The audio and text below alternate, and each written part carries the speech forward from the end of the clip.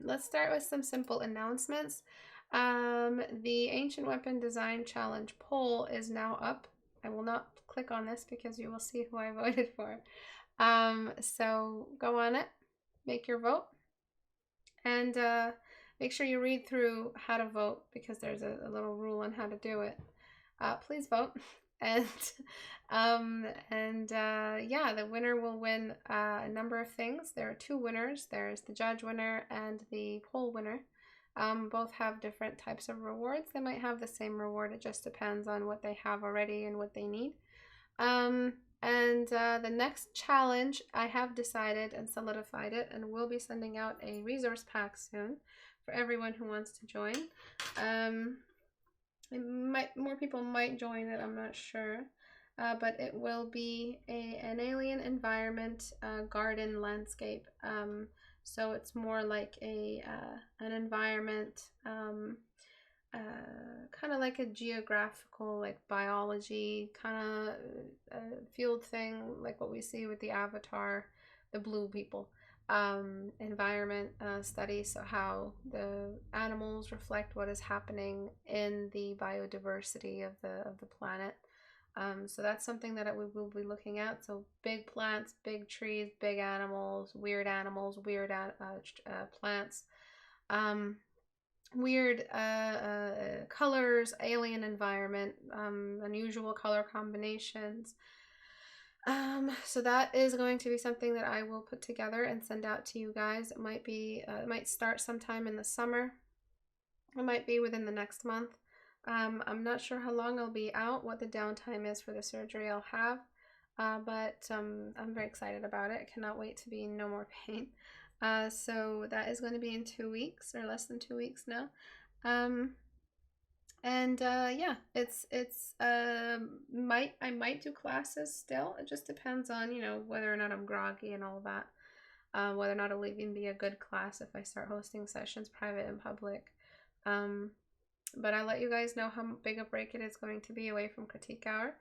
It feels like we just got back from a break from that horrible flu I had. Now we're on a break again. It's just really annoying. Life keeps getting in the way. But I hope it's over for the most part after this.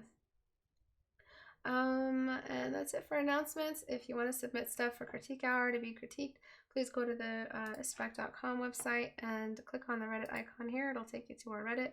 Join, upload your work, and let the magic happen. People will critique you, you'll improve, life will be good, your art will get better, you'll get more money, and everything will be great. And more people will want to work with you. All right? So just go to istebrak.com. That's where it all starts. That's where your journey starts. Literally, I'm not even exaggerating. I will teach you, I will show you how to get there. And Patreon for those who want to give back, even as low as $1 a month. If you learned something today and want to give back in a small way. $1 a month isn't by no means a small way if everyone joins. And that's it. Let's get started on, I can close this, yes, on the critique for today. So funny, if I closed it after the stream, after my announcements, I just end the stream. That would be hilarious. Not really. Big bang boom. Yes, any questions? Yeah, normally it was 11 p.m. for me. Now it's 10 a.m. for me. I wish I had no idea the time changed either. Yeah, it's okay. It's okay. Time change messes up our classes every single year, and every single year we don't learn our lesson.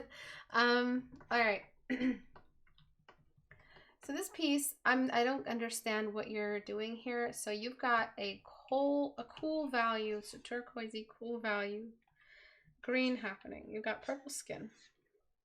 You've got frosted tips, and then you've got this really reddish background color. So it's a dark scene, so it's very, very dim. But you've got this red that's coming through from who knows where.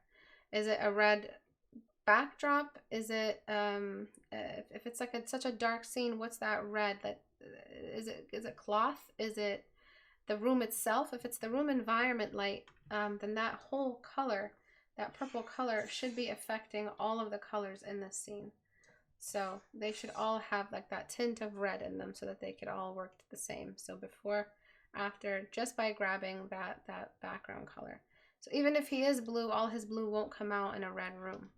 Or if it's a blue room, which is where we're seeing more of blue, then we could cool down the background color. We could still have a lot of that pinkish value coming through, but it's definitely not an independent color all on its own. So we can still see it, as you can see, but it's not as combating. So before, after. So that's a very, very quick, simple way to balance your colors. And if you don't know that your colors are not balanced right now, there's different ways to remedy it. There's just manually going in and dropping your colors, like getting the color picker and putting them beside each other, and just seeing whether or not they're coming from a warm area or a cold area. But in a dark scene, blue dominates because blue is the darkest value on the color wheel, and it is the most saturated. It's the most saturated color in this area. Compare what blue does at this point. Well, that's saturated at this point in the color picker to every other color. Kind of really ugly color. Not really ugly color. Kind of ugly. So it's not good for use everywhere. It's kind of like a weird pastel tone. This is a deep red, but it can also be a bark color. Don't even ask me about orange and yellow because that just looks like baby diarrhea. Green looks good because it's got blue in its mixture. But look at how bright blue green is here compared to how dark blue is in the exact same zone. Right?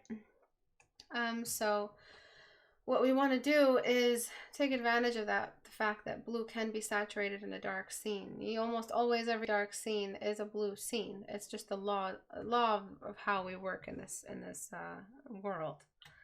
So it's how things run here. We only have a select number of colors in this dimension, and we have a lot of colors. We just don't see them all, I'm pretty sure. Or we just don't have that many colors, and the ones that we do see, we're limited to. So I'm going to radially drop the outside value. Put my glasses on. Blue dominates. Yeah. And I'm just doing that on purpose because I will relieve that area with that white rim light that you have there. But it's a very weak rim light. It's not doing you any favors at all, because it is very, very cautious color. So I'm dropping all that back down just to prep the plate. And you could get the pure white. You could, let's start with the nose.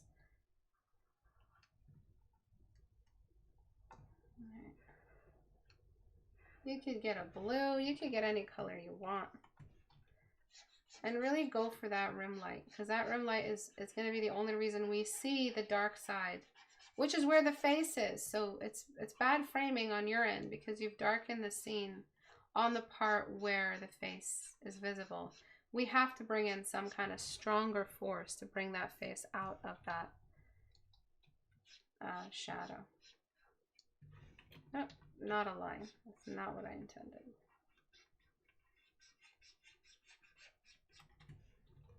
Okay.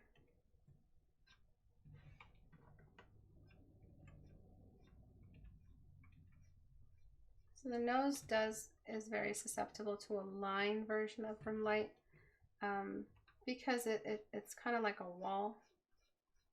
But other areas are flat and reject light less quickly, so they can be a bit more flat and can have a complete value change on the surface. And so here you have rim light everywhere. If the rim light was so on the other side, then the nose tip would only be like light up until this point. So we want a stronger rim light. We want it everywhere. So sometimes I will just get the soft brush now that I have the nose bordered off.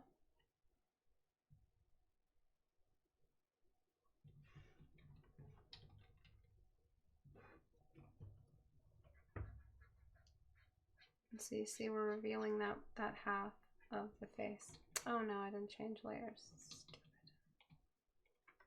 Alright, it's okay. Keep moving forward. Right, and then there's that far side behind the mouth and then the mouth itself.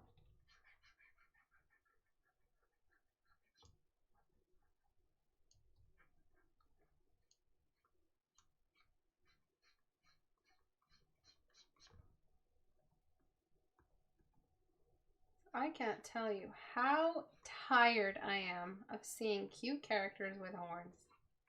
I am so tired of that. Do something unique. So it's not to say that your character isn't unique, but your character isn't original either. It's that, you know, something in between, which brings it back to a boring medium. So really, just try something else. Try something else, you guys. Sometimes perfect beauty is not the best way to explore your tastes. Taste actually, if you think about it, taste is acquired, so not everything is supposed to be appealing to everyone. And you try your best not to do something that other people have done. So when it comes to having more advanced taste, try the thing that isn't necessarily popular. So we've seen the horned character, the troubled male protagonist character who's probably confused about everything about himself and has a great destiny ahead of him. So we've seen that. We've been there, okay? We're at the age where things are getting old very fast. And you guys, as millennials and as Gen X or whatever, have the terrible responsibility of inventing shit or reinventing shit. Millennials, not really. We've been there. We've done it. Boomer, let's not talk about boomer tastes in cartoons. Like, what the hell was that? And then yeah, so we mastered the beauty in movies that came out in the not in the 90s, but the 2000s. Finally, things started to look a little bit more realistic, a little bit more representational. And then by then, all horns in character design was exhausted, and we started to see repeat designs over and over and over and over again. So I'm sorry, but we took all the good ideas. You guys are stuck with the boring.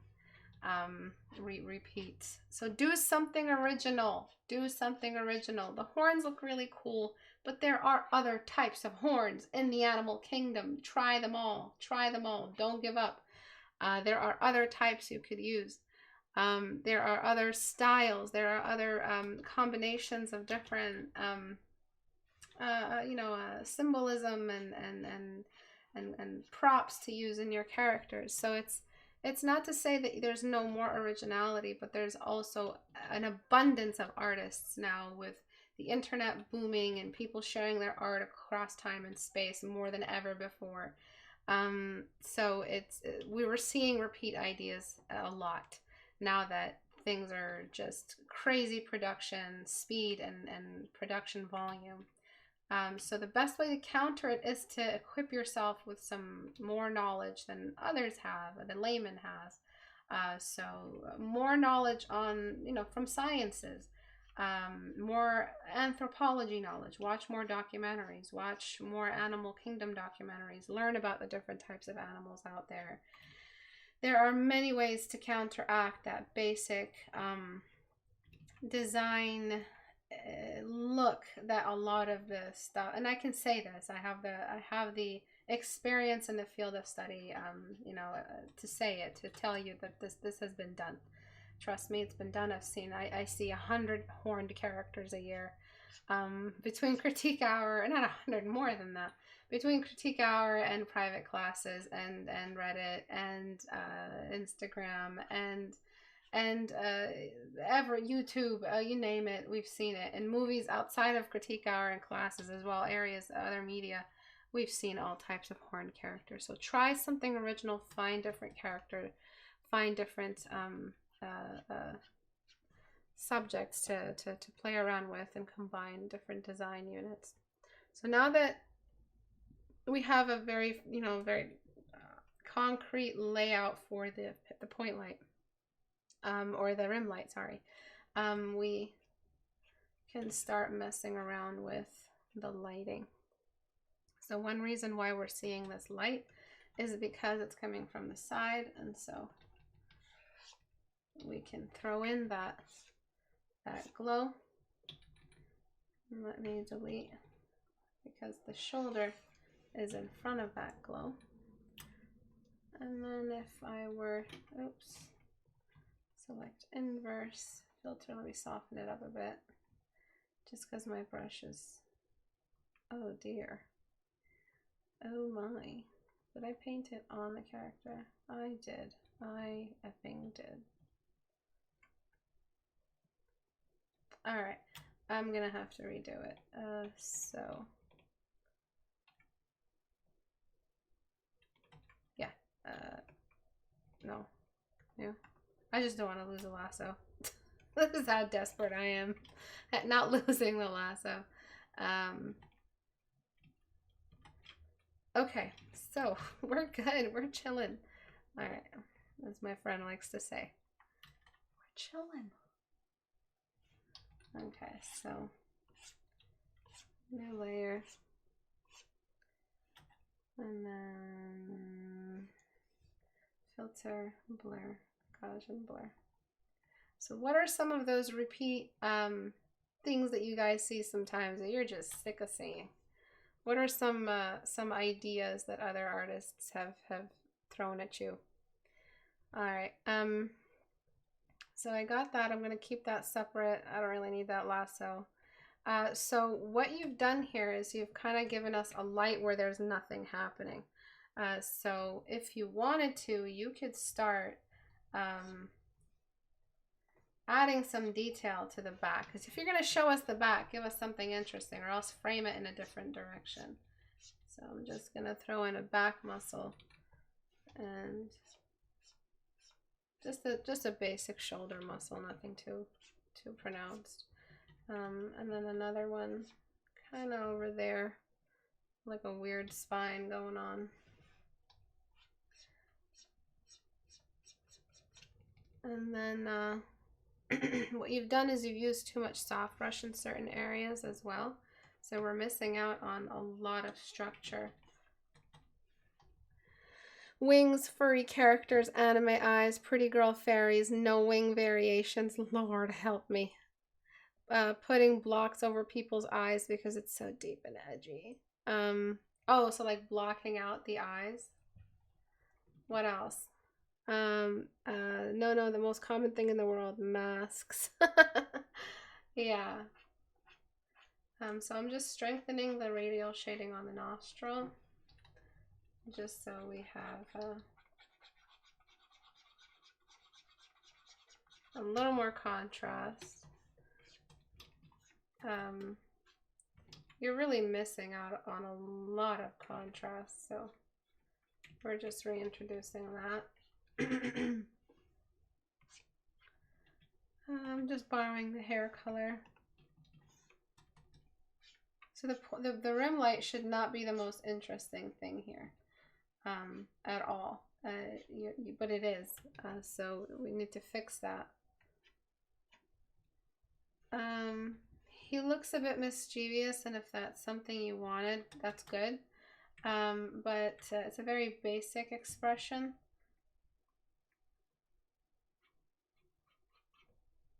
It's kind of a dark scene. He's wearing a, like this shawl that seems significant. So is he mischievous, or is this like a moment of glamour that's also overshadowed by some kind of curse or character trait that isn't really appealing? So do you know what I mean? So do you really want to combine the mischievous expression with not necessarily a mischievous environment? He seems like we're looking at him at his most vulnerable. Maybe I'm reaching, but also the hairline is a little too low. Even if he's got horns, his hairline should not be that low.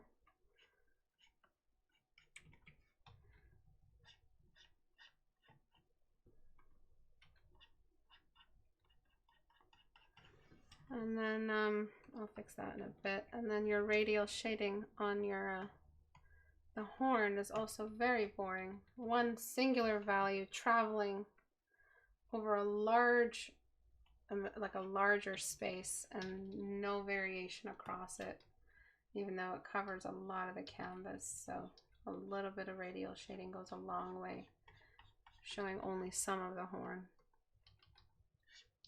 And a little bit of bounce light down here. All right, so his bone structure should support one who has a horn. Do you know what I mean? So the brightness here, I'm gonna just pick a turquoisey white just to bring in a new color. The brightness here should be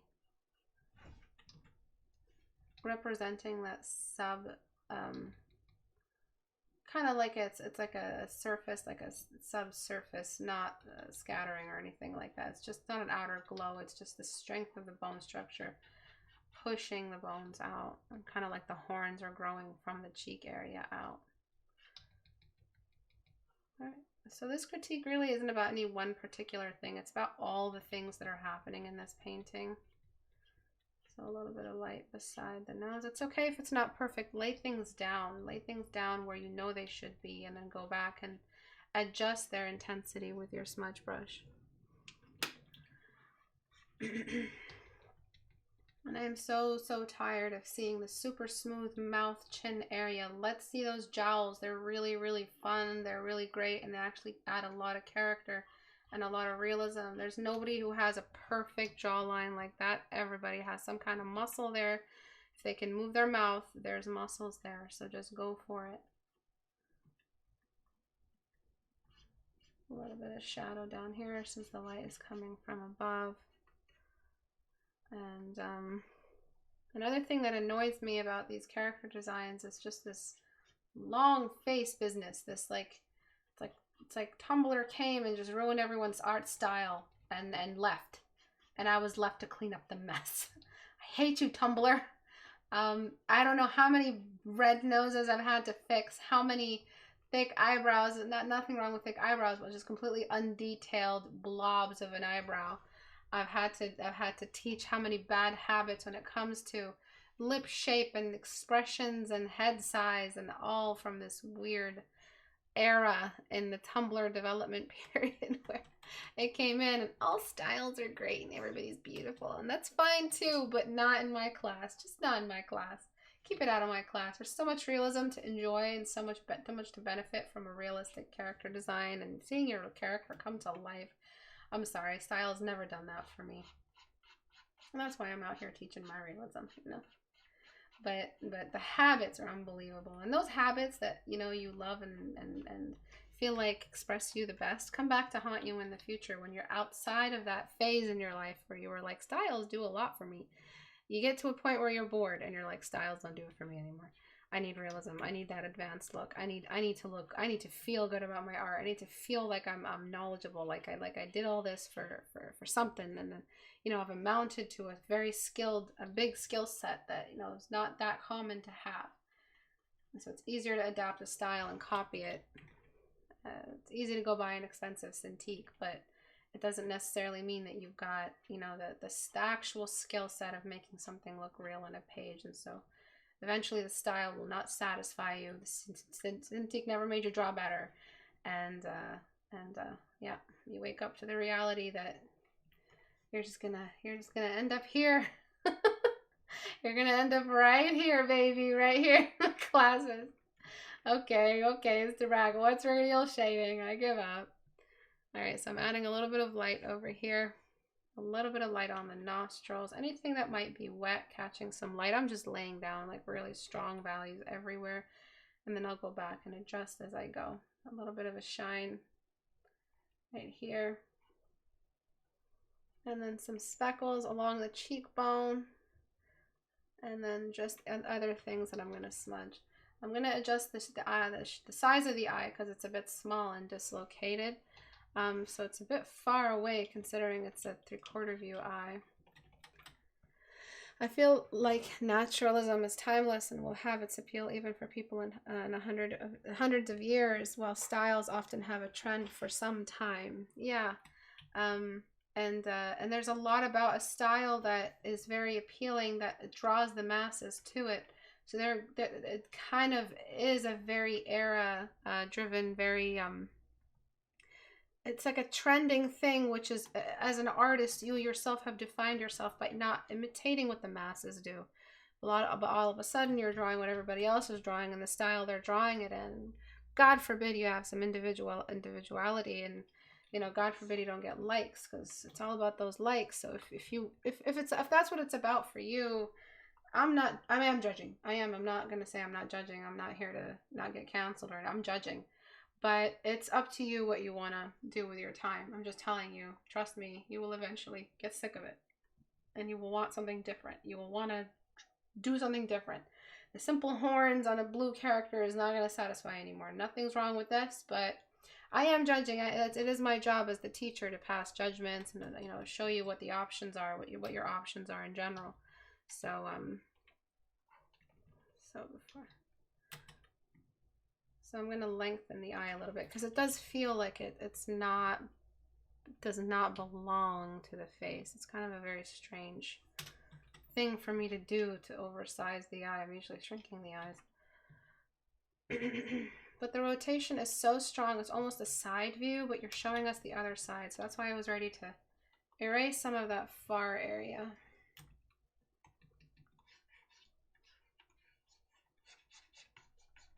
Right, and then that's why I'm ready to flip as well. So there it is. There's the problem. You've pretty much drawn in the hairline so close that we don't really have a face anymore. We don't really have these areas that should have been pushed away from. So let me select the whole thing. As soon as we flip, we see all mistakes. So I'm hiding it and placing the ear where I feel like it belongs, and everything else will kind of come out of that. So you can see how you were having some issues here with that really, really drawn in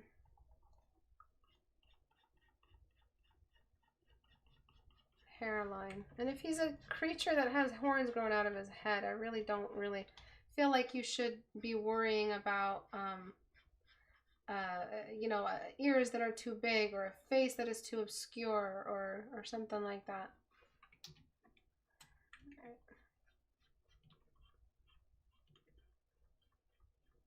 I feel like the jawline is kind of more effeminate. Not really square, but definitely not curved, just something in between, but more effeminate than that. And then finishing off the headline at the back, and then this hairline that is super close. So it is emerging from his eyebrows, and then the hairline will kind of follow in. He's got a very big neck for a very small face. So before, really, really close in. After, and then I'm not done. I want to adjust the neckline, because that is too close. But bad spot. Let me select it there, delete, drop. Bring that down, select, and move back. Oof. Now it kind of really feels like a natural looking backward. Once before it kind of was so like I was doing that, but it wasn't really making sense either. Let me clean that up. So it feels more like an organic portrait, and then I'm going to shrink the length of his face, because we're not seeing the underside of his chin and jaw. Even though he's kind of sort of tilting his head upward in that way.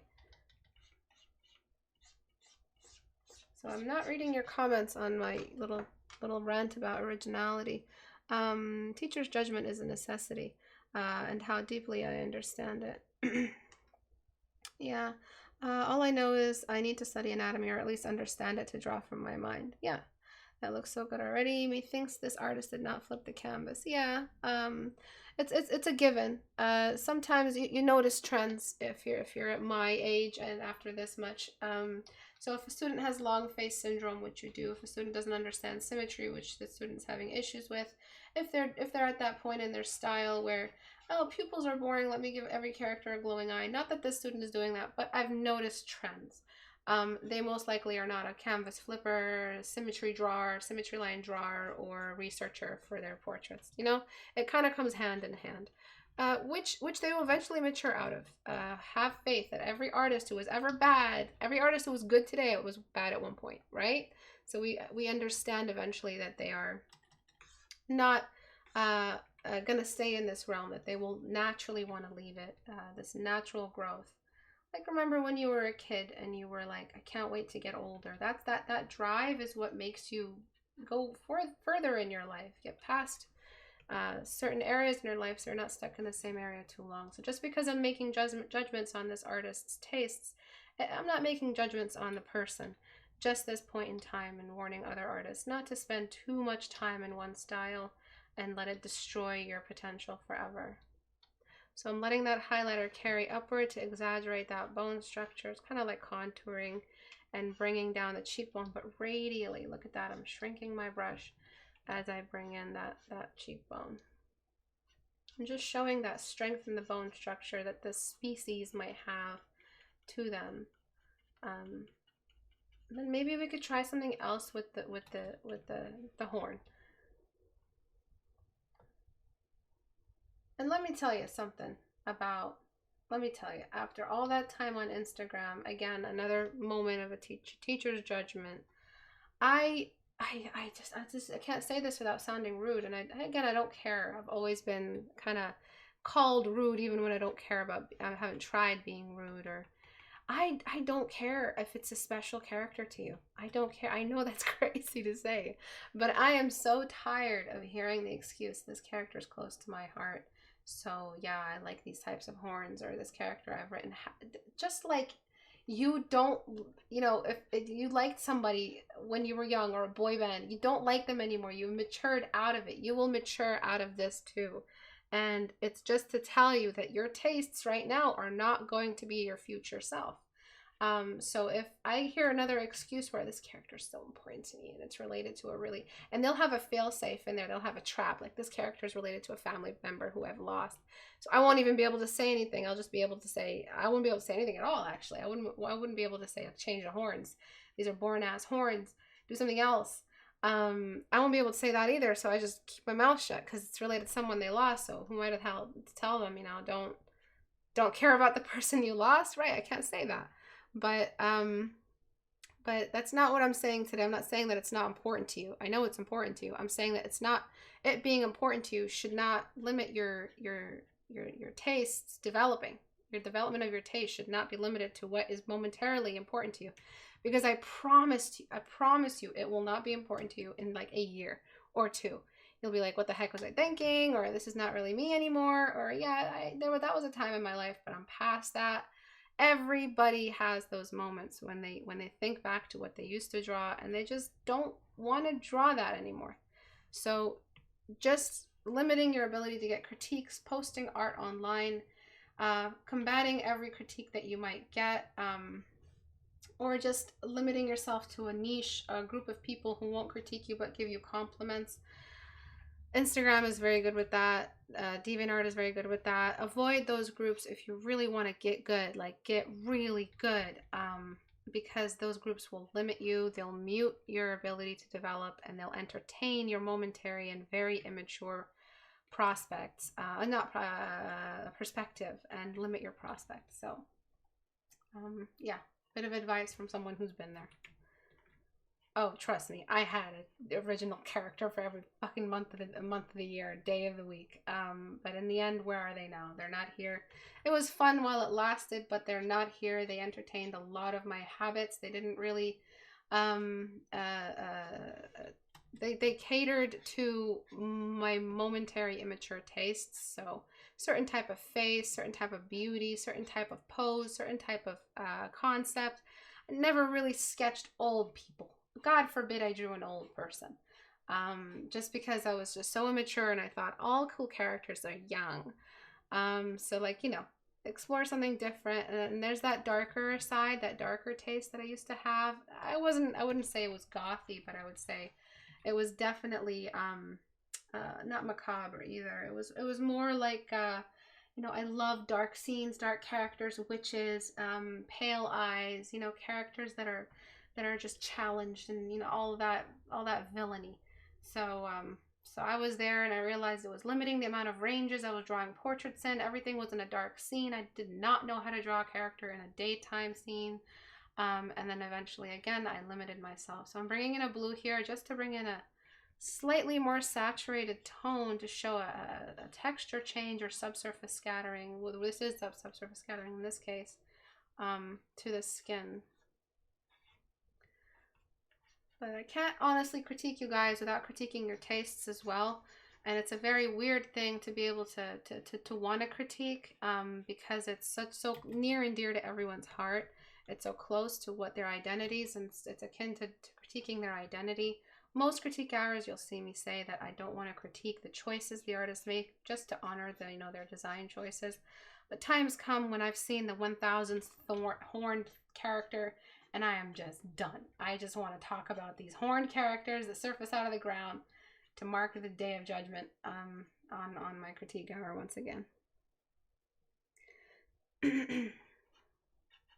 All right, so I'm going to just bring in a bit of a thing here. So dark value. So again, I am honoring the character's design here as well. I'm not really destroying it, but I did make a couple changes, and I will change the horns just to show that it's maybe not the best type of horn for a character that's supposed to be horned. You know, it's maybe not the best, most unique looking horn, or even if it wraps around, honestly, just looks like a sausage crown at this point. That's the same thickness all the way around.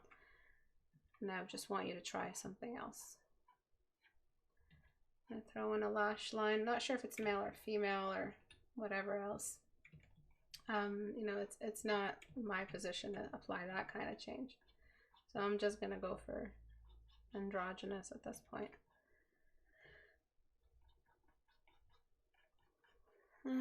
Can you make horns into bones? Sausage crown.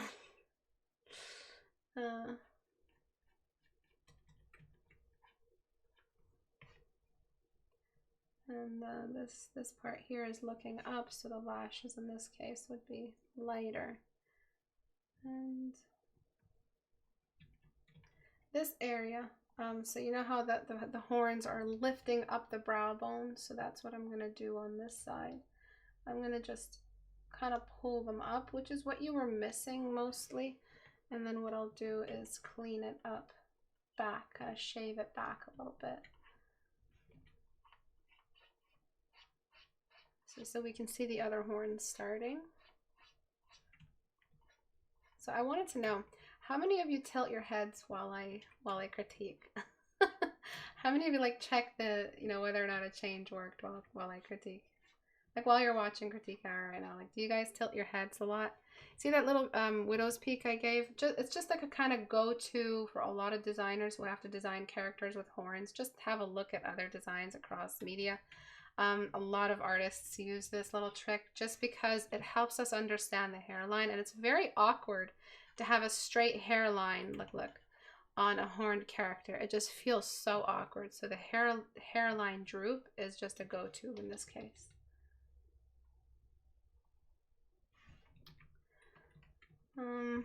And then what I want to do soon is just get rid of a lot of this overexposure.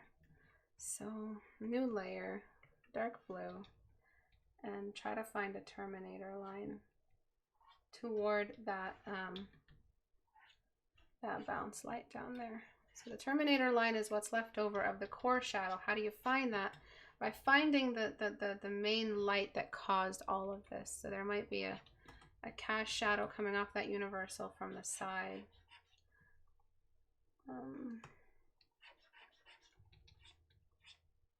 So just like that, it kind of feels like it belongs there.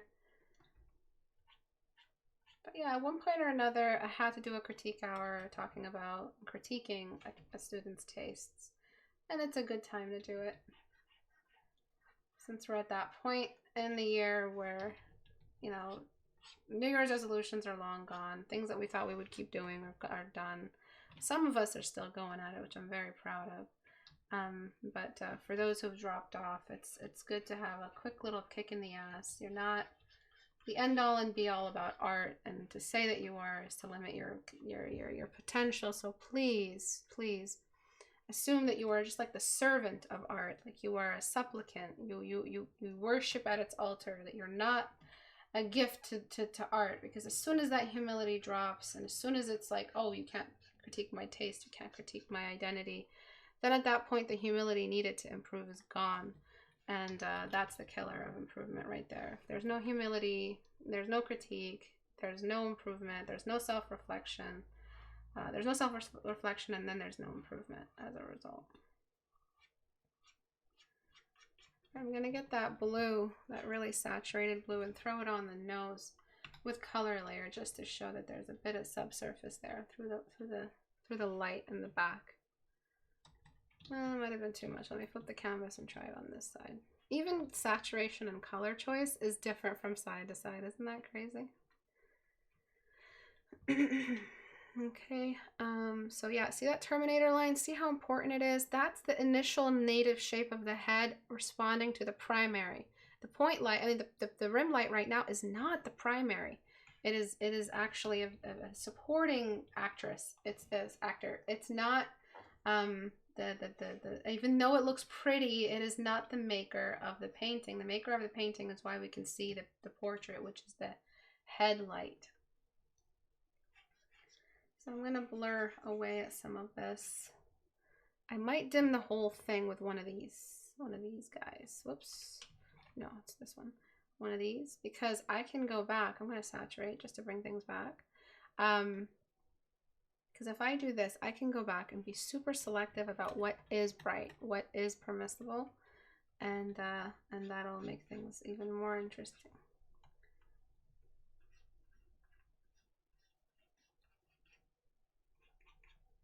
All right, so again, I'm choosing only the highest points, catching the most light. These little sweaty areas here, the little glistening areas there. Just a little sweat and oil on the nose. I'm gonna do, that's too strong. I'm gonna do the mouth area, and then a little bit of a muscle peak right here on the back, since the back needs some more info, because it's super boring right now, even though the camera's pointing right at it. Just some highlight here and there. So you see, it's very useful to darken the scene a bit more. Another beginner mistake is and that's another way I can reference it, I guess, beginner taste. It's a good way to title this class today, beginner taste. But yeah, beginner mistakes is just making the scene too bright to really let anything happen intriguing. And the best shit happens in a dark room. Quote me on that, because that applies to everything. Don't quote me on that, actually. Okay, so a little bit of light on that.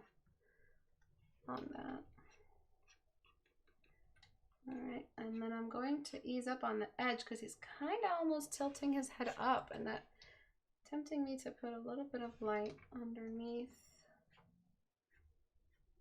the chin. You see what I'm saying? Like, he's kind of throwing his head upward. Okay, so the long face. It's coming out of the nose for sure.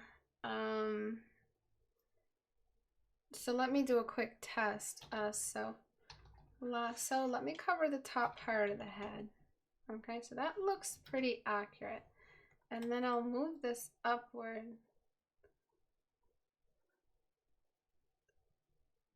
So I should be seeing the eyes here, but the eyes are happening up here. So it might be the eyes too far away from the nose.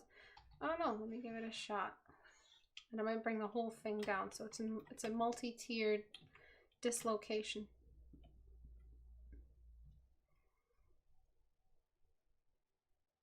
Yeah, it is definitely the nose.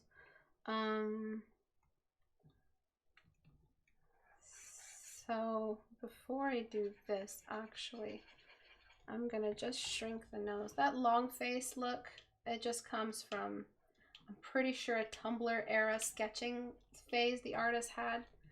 And then anime, and the like, you know, the haughty Final Fantasy anime handsome, and then goes right back to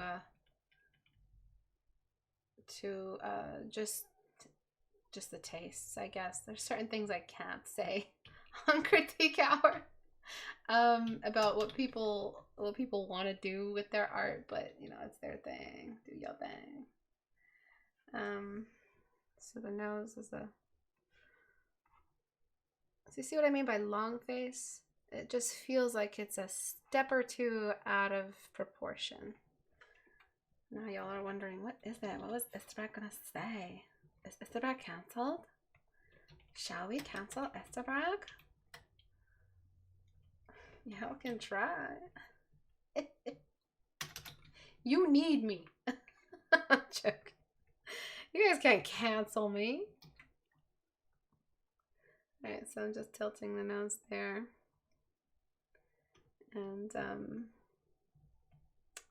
I just imagine those like SJWs like like sitting on their couch like, who do I feel like canceling today? Like I feel like canceling somebody. Oh man.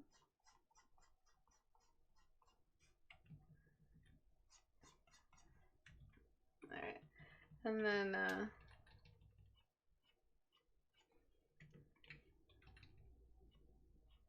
just I have to fix that rim light again.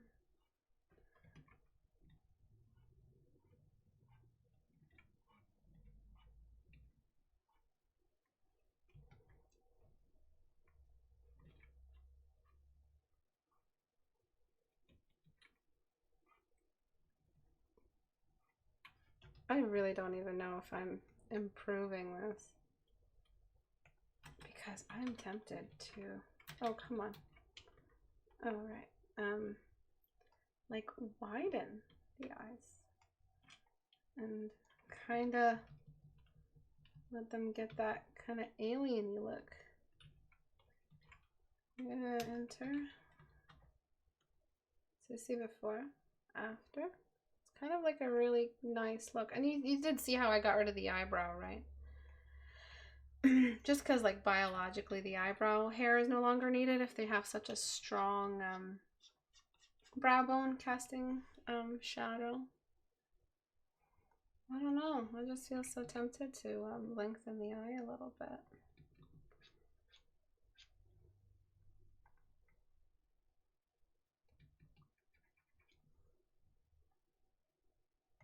I feel like we got rid of the long face, but at the end of the day, it's whatever, as long as it's proportionate. But long face is one of those taste things. So for the horns, they kind of wrap around the back with a consistent shape.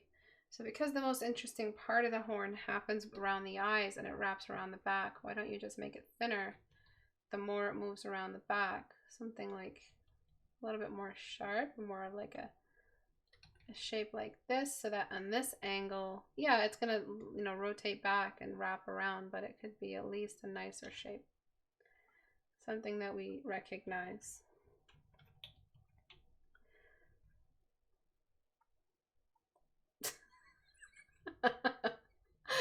We don't recognize this, don't we, class? Do we, class?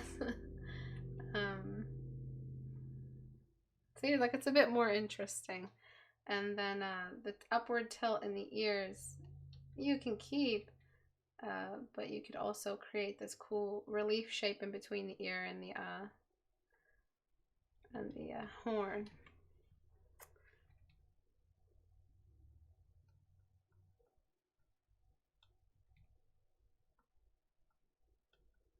And I'm just gonna have that ear do something like that. So in fashion, whenever you see like editorial photography, this kind of angle is used when the model is wearing earrings. Have you guys noticed that? Put up your hand if you've noticed that. So when they're wearing earrings, when they're wearing some cool open back dress, so this angle isn't just the best angle at all. When they have a very long, shapely neck, there's got to be something the camera's taken a picture of, and you've pretty much put the most interesting shit either at the back, in the area that's dark, or, you know, the best thing is just the frosted tips. Really, that's all we're here for? You're telling me that's the best thing you got for me? These frosted tips from 2001? From that band Before Four. Do you guys remember those frosted tip guys? Don't ask me why I remember them. God, I'm old. So just get rid of the angle if you're not going to use it accordingly. Now we do have interesting shit going on. Another interesting thing you could do is, let me leave that alone,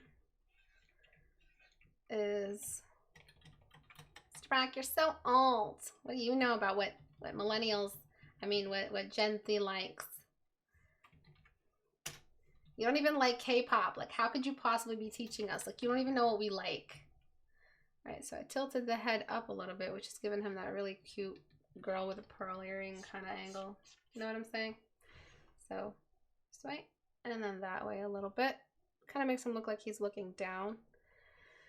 And yeah, so it's not to say that I'm not here for your styles or I'm not here for your tastes, but I also, like, I'm critiquing it, so I'm kind of trying to show you how best to improve your piece and make it better and deliver whatever it is you're trying to tell us. But I'm not gonna just be blind to the fact that y'all have really bad taste sometimes.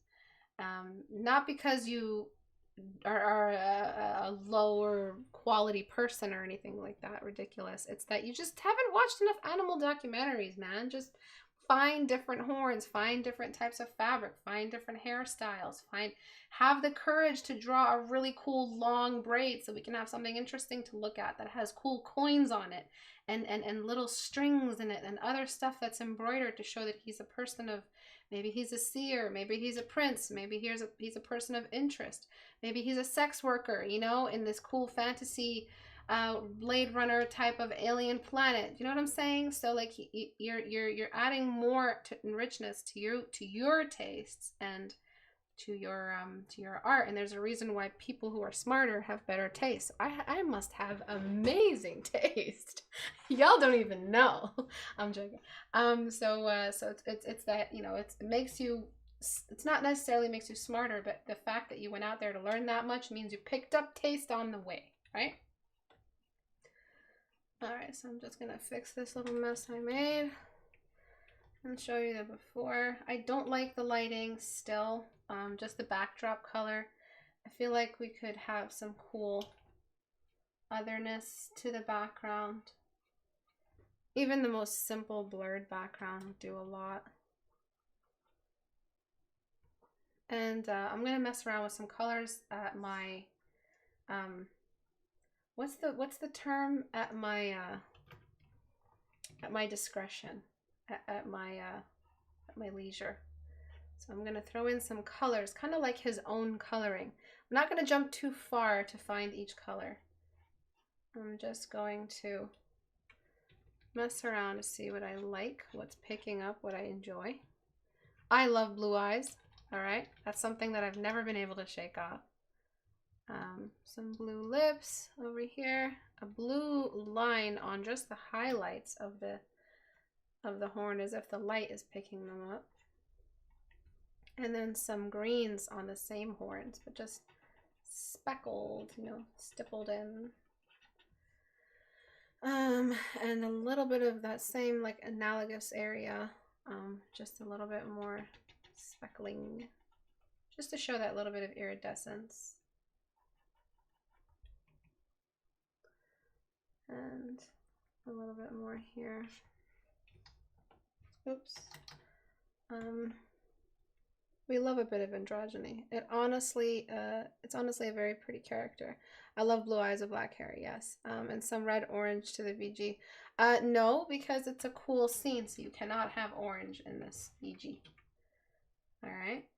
So I'm gonna make the Cupid's bow a little bit more wet, just to show like it's a more supple skin.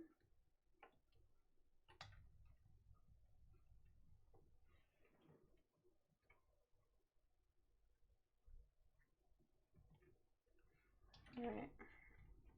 So this was just rendering an existing design and then moving from there and talking about style.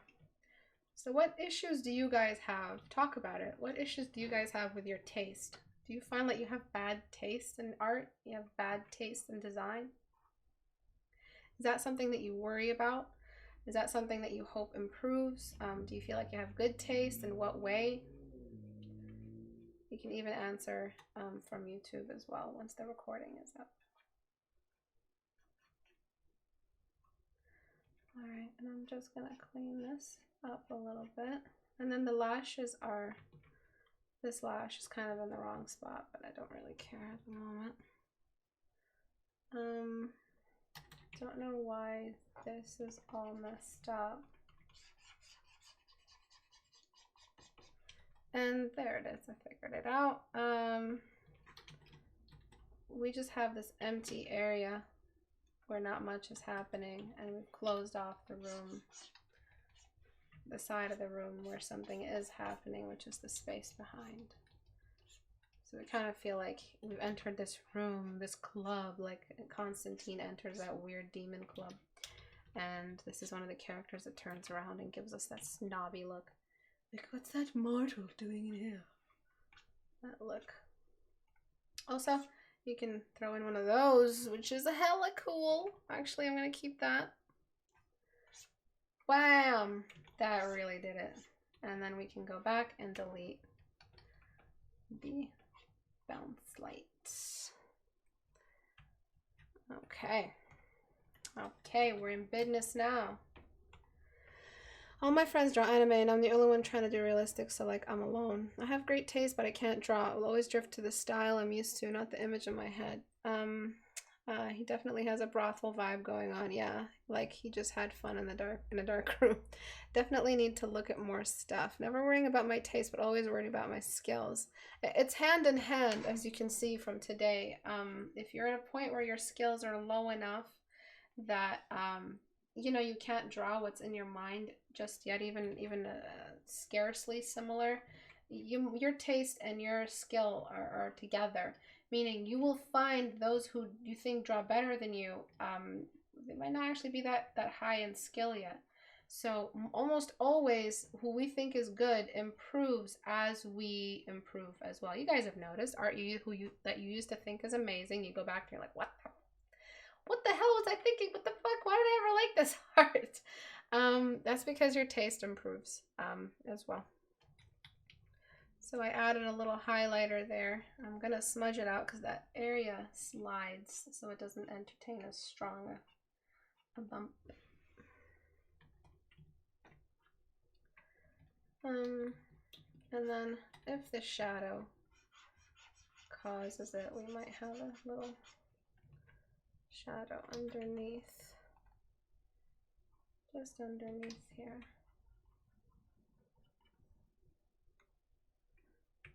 All right.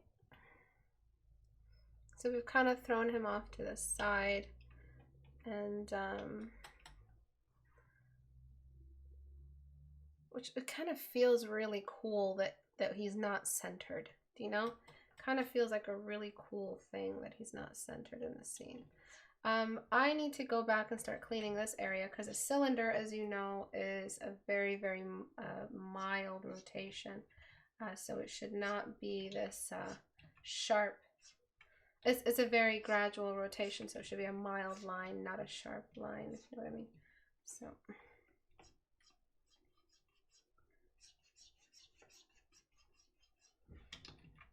that sharp line does not anatomically make sense, like the anatomy of the geometry. It needs to be thicker.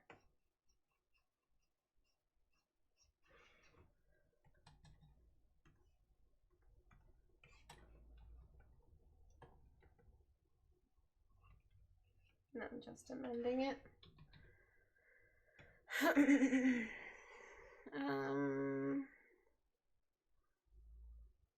Oh my god, anime used to be life in high school. Now I can't stand it. The stories can be good, but everyone looks like a baby with adult bodies. Yeah, I cannot watch anime anymore.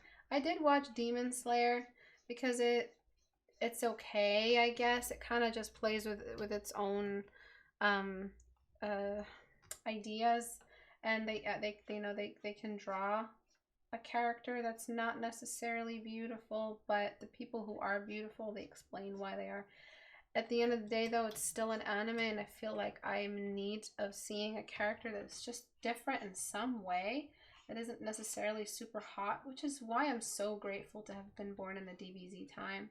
Because every character is so unique. They look so fucking cool. And the animation looks like Winsor McKay or something like that. Like big, bulky shapes and scale used for each shape. And character, it was just unapologetically unique. Which I feel like, though it might be an extreme for some people, for me, it was just the push I needed to stay original and draw original looking characters and not be afraid of drawing, you know, weird ass shapes and weird people and weird ideas and stuff like that. So I'm gonna bring in a slightly lighter. Notice how I've merged everything. That's another thing you're not doing. A big beginner mistake right there. And then I'm just gonna go ahead and reframe some of this stuff. So normal. Yep. I'm gonna darken that lower half.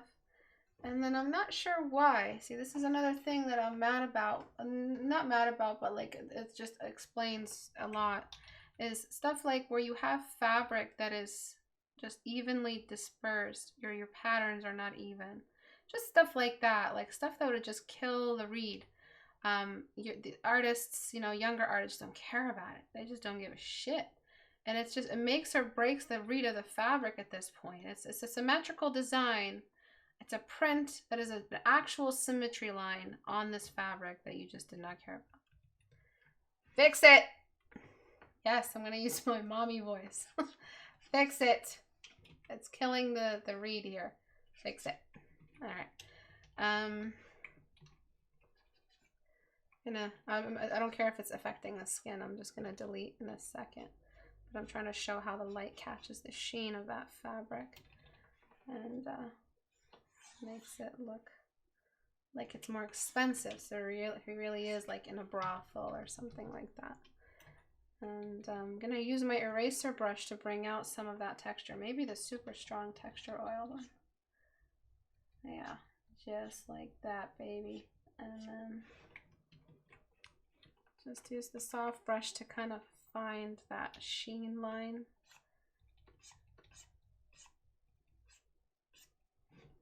Just bring in a shine. And then you could also just choose a particular area of this thread that catches some light. Apply as much as you want and delete after. Makes the fabric look more expensive, so the thread itself was expensive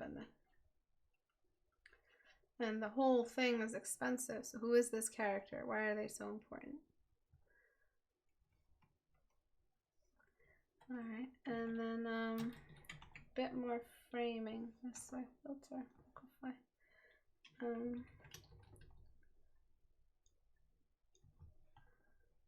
Okay, and I really just want to keep messing around with how much black I'm bringing into the painting, so like the neck can be allowed to drop a little bit more in value. So duplicate. Just, you know, emphasizing that top-down medium, so the neck isn't just blanc, you know, breaking the anatomy. So it's just experimenting really with what really needs that much light and what does not. See how the eyes trail outside of the canvas if you let that brightness sit on the lower half. So we're moving it away. So the amount of black in the scene is actually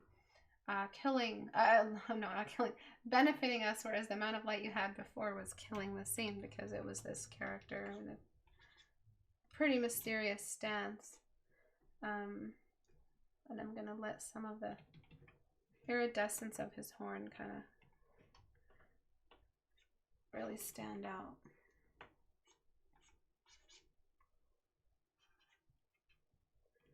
Another thing you could do, and I know you may not like it as much as all the other changes I've made, is darken the scene.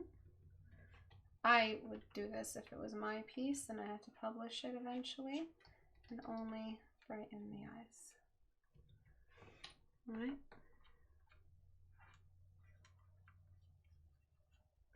And then maybe a little bit of that fabric. Some of those muscles, because they are still occupying that part of the scene. So you have the, you know, the one that sees a lot, and then just the one that looks like a shot, you know, a shot of a character in the dark, which I love. I love that. I'm gonna saturate this a bit more. Do you see? Like if you don't want to keep it, you don't have to. It's still dark enough, but I feel like this one with the glow in the eyes, and then get this. Oh my god. We're gonna make the eyes glow.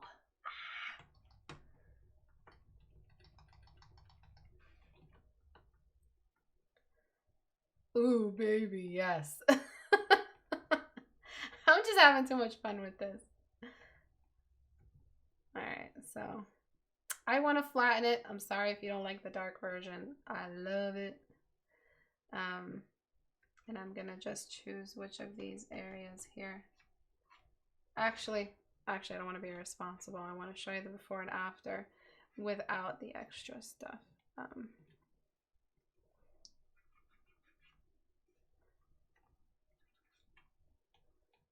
Yeah, you can do that, I guess. It can be that intense if you wanted it.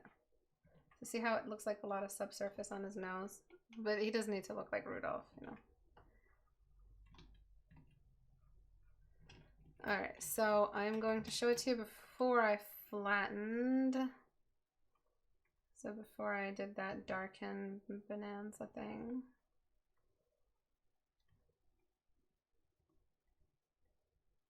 Right? After it.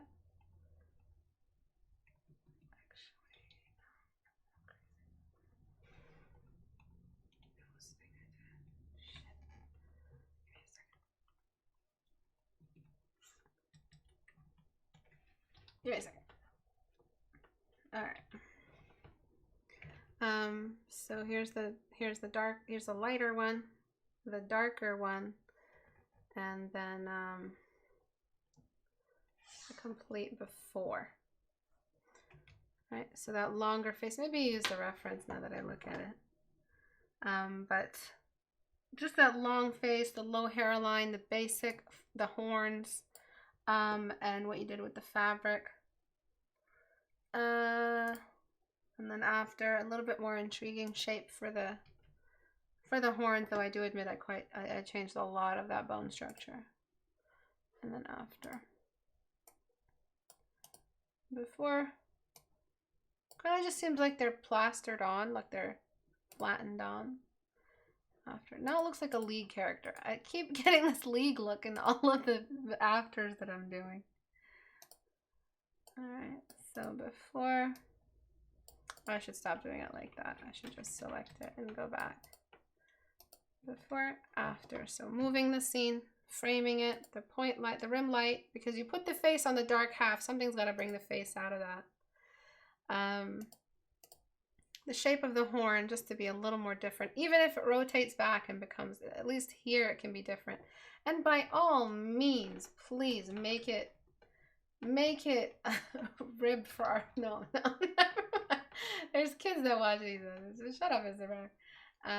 Change it. Make it look like a little bit more, you know, like do something like that.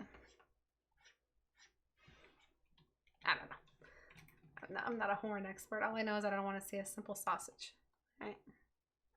And I really like when we darkened it. I feel like we did a lot more by darkening it. I can't believe it. So many changes. Thank you, Lucas. Don't. I didn't. Not typically, but we do allow them in the subreddit. Do I do 3D critiques? You do, yeah, I do allow them. I sometimes critique them, but go ahead. People will still give you a lot of critiques in the subreddit. Not typically, I don't do 3D submissions. You do get a lot of 3D submissions. Yeah. He do look more masculine than the before. I wasn't critiquing on masculinity. I was just critiquing on originality. Me lengthening the features and lengthening the eyes and enlarging the eye definitely made him look more feminine. I was just critiquing the lighting in this case and the taste behind a long face and the tilt in the head and how his head wasn't really tilted. Remember, things feel stiff when you leave your neck stiff and then your shoulders are stiff and you're only moving the elbows in a Barbie doll action figure way. That's a really boring way to pose. Use the joints at your disposal. Tilt his head all the way up. Dramatic and beautiful. Thank you. Yeah, so improve your taste a little bit more, you guys. And taste, it comes in all shapes and sizes and forms. It can be how bright your scene is. Have a taste for stuff that's a little more dark, or the other way around. Have a taste for more unified colors. Understand that there's a maturity in not using every color under the sun. Yes, we have more color variety here. We got a red and a green and a blue and the frosted tips, but that's not necessarily tasteful. Balancing and muting everything together in the same scene is actually very mature and very tasteful. So you'll notice mature taste means that you've stepped away from the corny, cheesy version of everything and you found the soft version of everything. And it's also good photography. Like, this is good photography here. The dark scene and the rim light allowed to come through is good photography. And another thing you could do if you really like the rim light is to just throw a glow out of it. So just trail all the rim light with a glow, kind of like a bloom, and it'll soften the whole scene. So just look at the before, after. It's just like a nice little glow that softens it. It just depends how soft you want everything to be. Develop mature taste. It's a hard thing to critique, especially the comment I made about how everyone's original character is as important to them as their own blood type. I don't care about that anymore. If I'm critiquing you, I feel like this isn't the only version of you in this dimension of ours, that there are other ways that you can be yourself, but with better taste and better original characters that come from life experiences that you just haven't had yet. A 16-year-old, you know, is just not compatible or comparable with what a 45-year-old has gone through. So just by age alone, some people are better than us. And that's the truth. You just accept it. Respect your elders. You know, they know more. They've been through more. They understand more. They know what's cheesy. And the goals of a 20-year-old, a person can change in just so much in 5 years. So to limit yourself by original characters and by choosing a clique that might limit your skill development, because that's the goal. That's the currency in my critique community. Get good quick. You know, that's the goal here. That's the mission statement. And if getting a certain taste group, being part of a certain niche, being part of a pleasing positive reinforcement group that's way too accommodating and catering to your immature choices right now is the best way to dig a grave and throw yourself in it and delay your improvement by like 5 years, 10 years. It's very sad. I've seen it happen a lot. People who I used to hang out with have not improved at all because the group they're in is so accommodating to their insecurities and it's not helping them escape them, which is very sad. But that's the harsh, painful X-ray truth that you've come to my channel for. So thank you everyone for watching today. To join us, to submit your work for Critique Hour, go to Istebrak.com and click on the Reddit icon here. Once you get there, join, watch for pinned announcements at the top, and there's a portrait studio sale coming up very soon, sometime in May or April while I'm out. My surgery is on the 26th. I pray to God I'll be a brand new woman after this, and I hope that it's not an overnight or super long surgery, but this has been a year-long, decade-long issue I've had, so I hope that they can help me and I can get back into my life, you know. But yes, I will be back after that by maybe 2 weeks, a week to 2 weeks, depending on recovery and how long I'm on those painkillers. I do not teach very well on opioids. So you don't even want to see what I'm like on those. I'm a freaking creature. So I might take a while to get back. I might be back right away. I hope I can be back by the 30th and the 1st. I hope it's just an in and out thing, you know. The announcement, I might start the announcement before, so it gives you guys something to do for the Alien Planet community challenge. It might be really fun for you guys to explore different creatures and characters and plant life and research some plant life as spring rolls into the northern hemisphere. And another announcement would be the polls. The winners will be obviously announced through the poll. You can see who the winner is. They will be messaged privately. And the judge winner, I will announce them as well. So I'll tell you guys who I picked as the judge winner. And that's it. Thank you guys for coming today. I'll see you guys on the 18th, this Thursday at 5 p.m. Eastern time. Bye guys. Thank you. Bye.